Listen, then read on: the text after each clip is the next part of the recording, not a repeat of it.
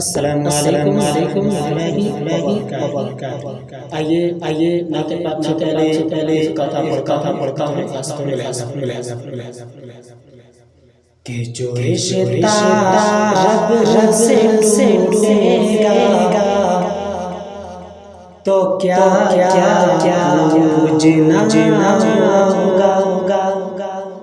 कि जो रिश्ता रब से टूटेगा तो क्या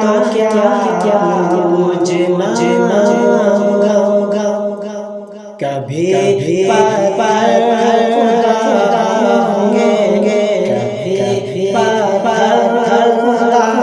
होंगे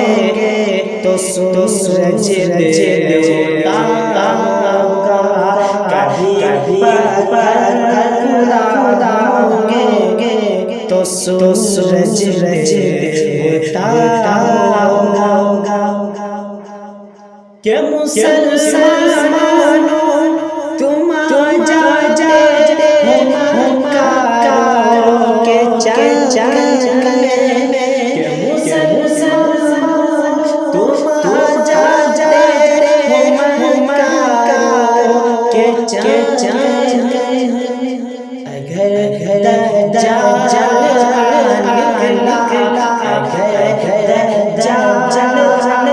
निकला तो तुम्हारा